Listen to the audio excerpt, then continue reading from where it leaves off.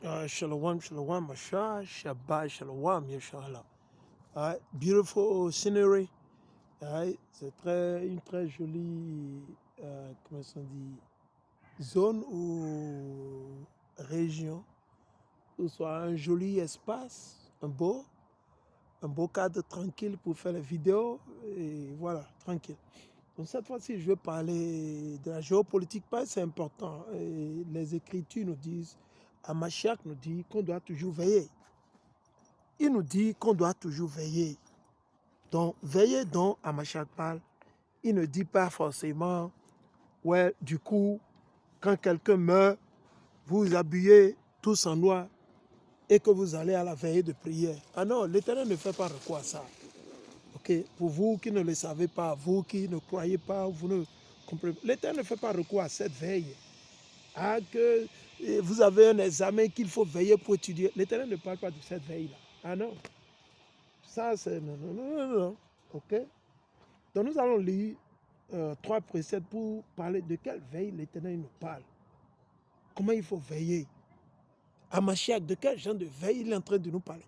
C'est la veille quand quelqu'un meurt, ou bien quand il y a une fête, une cérémonie, patati, patata, pralala. C'est pas ça.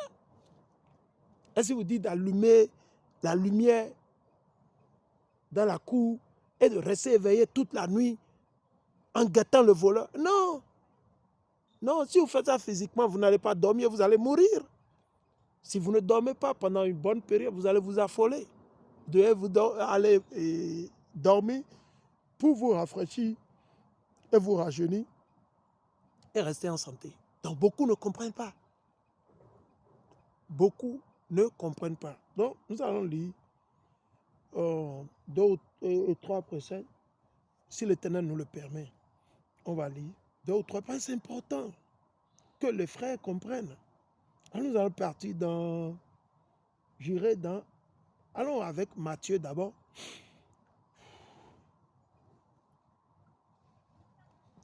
Il fait vraiment frais ou froid. Nous sommes dans l'automne. C'est l'automne, donc du coup, il fait un peu frais ou froid, vraiment, sans vous mentir. Allons-y. Matthieu, on va lire 24-42, premièrement. Matthieu, le chapitre 24 et le verset 42.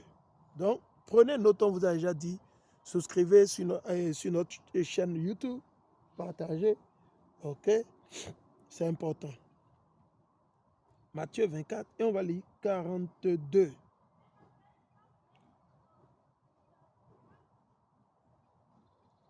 Il dit, restez donc éveillés. Vous voyez ce que l'Écriture dit. Ça, c'est Amashia qui parle. Ce n'est pas moi. Hein. Ce n'est pas moi. Donc, ici, il nous dit de rester éveillés. Vous devez rester éveillés géopolitiquement. Qu'est-ce qui se passe dans le pays? Qu'est-ce qui se passe en Europe? Qu'est-ce qui se passe aux États-Unis d'Amérique? Qu'est-ce qui se passe dans le monde entier? Qu'est-ce qui se passe en Guadeloupe? Au lieu de vous asseoir là à longueur de journée, vous regardez Messi, Ronaldo, vous êtes sur TikTok, vous n'apprenez rien. Vous êtes tout le temps en train comment on dit, de subir. OK? Donc ici, il nous dit, restez donc éveillés. Vous ne savez pas quel jour, votre Seigneur viendra. Le jour où vous allez mourir, mais vous ne savez pas. Vous voyez, non? Donc c'est important. Parce qu'une fois vous mourrez, c'est fini. Vous ne pouvez plus revenir, reconstruire tout ça là, que réincarnation. Vous réincarnez en quoi? La réincarnation ne doit pas la Bible, ou l'Éternel, ou Amashak, ou Paul, ou Pierre. C'est le jour où Amashak reviendra juger le monde entier.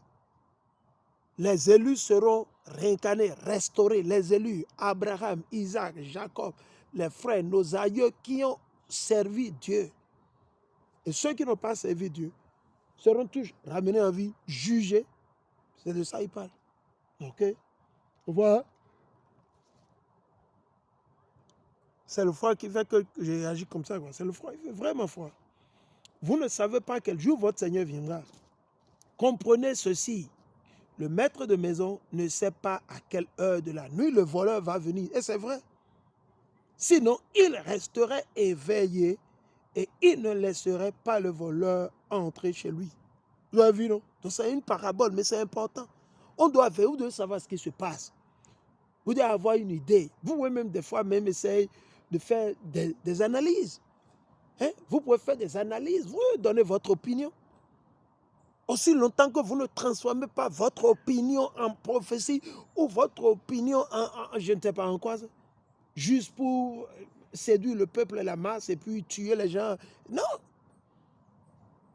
Vous pouvez avoir des opinions. Ah ouais, bon, selon mon opinion vaine, je pense que A plus B, ça va donner AB, ou bien A plus B, ça va donner B plus A. Tranquille. Les gens peuvent l'accepter comme ne pas l'accepter. Oui, c'est juste votre opinion. C'est votre point de vue. C'est votre analyse. C'est pour ça qu'il y a des analystes qui peuvent même déjà analyser une société, une compagnie, sur 10 ans, 5 ans, ce que la compagnie... Oui, il y a des analyses. Les gens vont à l'école pour ça. Il y a des analystes qui sont dans les hôpitaux pour analyser, OK, d'ici 10 ans, la population va s'accroître à cause de cela, compte tenu de ceci, cela, patati, patata. Oui, nous constatons que la population de tel pays, de telle région, de telle race est en train de disparaître parce que à cause de ceci, cela, et puis c'est simple. Vous voyez. Ouais. Donc, c'est important que nous veillions et on doit comprendre. On doit comprendre. C'est pourquoi vous aussi, soyez prêts. On doit être prêts. Mais certains d'entre vous, vous avez reçu la vérité et vous retournez encore vers les Égyptiens. Vous retournez encore vers l'islam. Vous retournez encore vers la confusion. Ah oui, on vous voit, beaucoup d'entre vous. Vous êtes perdus. Vous avez un pied au nord et un pied au sud. Vous avez un pied à l'est et un pied à l'ouest. Non, c'est impossible. L'Éternel dit non, lukewarm. Lukewarm. The Lord hates such thing. Lukewarm. You ain't gonna make it. Faut choisir. Si vous voulez rester permanemment égyptien, restez égyptien. Si vous voulez permanemment continuer à adorer les charlatans, ceux qui font le mal, ça n'engage que vous. Faites-le. Si vous voulez forcément adorer les chiens, faites-le. Mais vous allez payer le prix tôt ou tard. Allons-y. Il dit, c'est pourquoi vous aussi soyez prêts. En effet, le Fils de l'homme viendra, mais vous ne savez pas à quel moment. Nous allons partir dans Luc. Allons même dans Matthieu, verset. Il faudra pas possible. Hein? 25, et puis on va lire le verset 13. Matthieu 25, 13. Et Yahweh Shai ajoute, restez donc éveillés. Vous avez vu, on doit rester éveillés. Parce que vous ne connaissez ni le jour, ni l'heure. Alléluia. Nous ne connaissons ni l'heure, ni le jour. Allons dans Luc, le chapitre 21 et 36. Luc 21, 36. Luc 21, 36.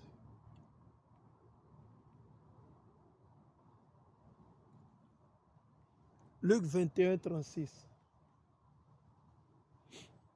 Donc, Luc 21, 34. On va lire de 34 à 36. Luc 21, 34. Ok. Il dit, attention, ne passez pas tout votre temps à faire la fête. Oui, et c'est ce que nous disons à beaucoup de nos frères et sœurs. Si vous passez votre temps à tout le temps vous réjouir, tout le temps c'est la fête, tout le temps vous ne faites que les fêtes, anniversaire satanique ici, anniversaire patati patata, vous êtes tout le temps en train de... Où ça, vous êtes plus occupé par le boulot, c'est l'argent, l'argent, l'argent, l'argent. Et vous n'avez même pas 10 minutes pour même poster un précepte. 10 minutes, hein. Je ne dis pas 1 heure, je ne veux pas dire, on va dire que j'abuse, non.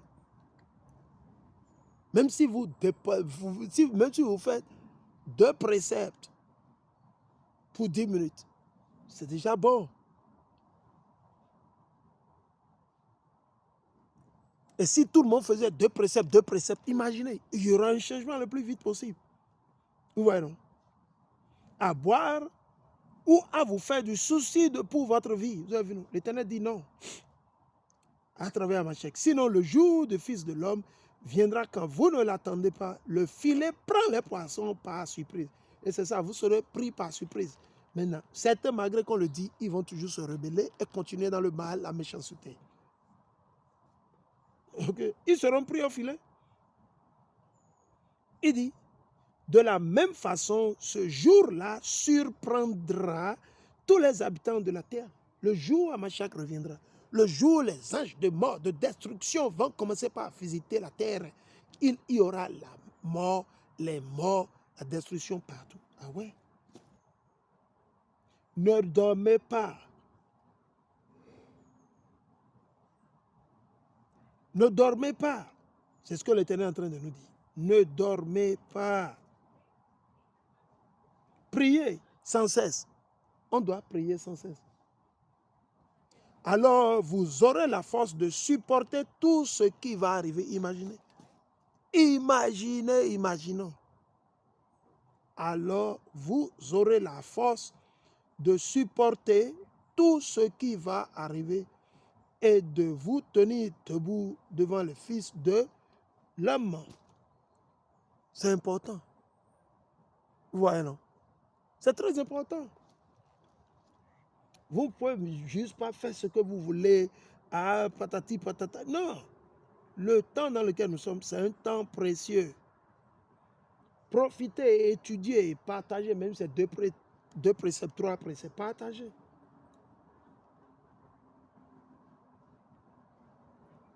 Ça va aider un frère, ça va aider une soeur.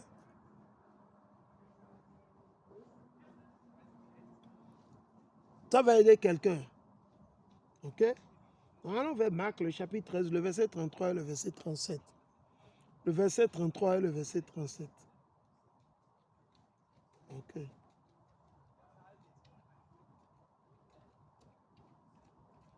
Ok. On va lire le verset 33 et le verset 37. Le verset 33 et le verset 37. Ok. Et je lis. Faites attention, ne dormez pas. Vous avez vu, non? L'Écriture dit toujours la même chose. On ne doit pas dormir, on doit veiller. Vous devez savoir ce qui se passe. Qu'est-ce qui se passe en Côte d'Ivoire? Qu'est-ce qui va se passer? On entend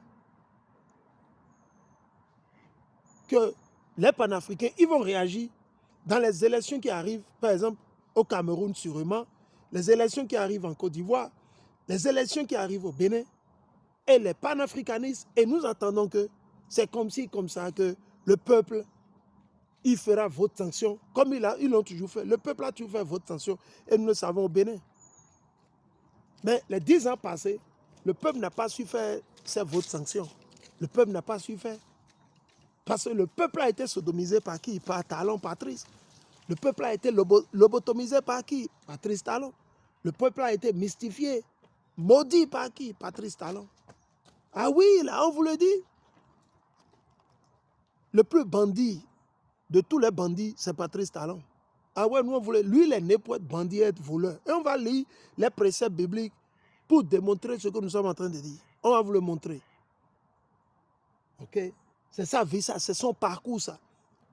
Ok? Il dit, faites attention, ne dormez pas. Donc, on doit veiller à ce qui se passe. Vous devez veiller dans votre quartier. Qu'est-ce qui se passe? Les PD sont de quel côté?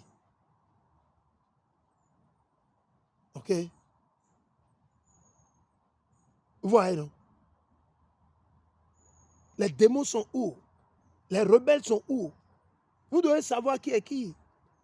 Vous devez savoir. C'est comme si vous ne distinguez pas entre la poule et le coq.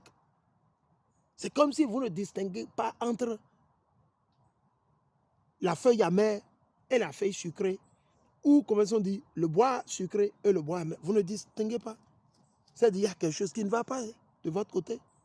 Et c'est à vous de corriger. Il dit, ne dormez pas. En effet, vous ne savez pas quand ce moment viendra. Oui, vous ne savez pas quand la mort va vous prendre. Vous ne savez pas quand votre papa va mourir, quand votre maman va mourir. Donc pensez à tous les actes que vous posez, toutes les décisions que vous prenez, tous vos projets que vous avez. Il faut toujours penser. Pensez à 2 ans, 5 ans, 10 ans d'ici, d'aujourd'hui maintenant, d'ici 10 ans, 15 ans. Qu'est-ce qui va se passer? C'est comme quelqu'un qui a déjà planté, qui a acheté ses hectares ou son hectare ou ses carrés et qui a planté du palmier à huile il y a de cela, supposons même il y a de cela 2 ans, mais d'ici 3 ans maintenant, il va commencer par manger part se faire de l'argent. Celui qui a planté il y a de cela 5 ans maintenant, c'est maintenant il se fait de l'argent. Parce qu'il a planté il y a 5 ans, les fruits donnent maintenant. Tout ce qu'il a fait, c'est de payer la main d'œuvre chaque saison pour l'entretien du palmier, pour qu'on puisse déshabiller le palmier, genre trimer, on doit trimer, voilà, on doit trimer ou couper les branches qui sont les plus basses pour permettre au palmier de se développer et d'accroître. C'est pareil avec les arbres fruitiers. C'est pareil avec même les plantes de tomates. Oui, c'est pareil.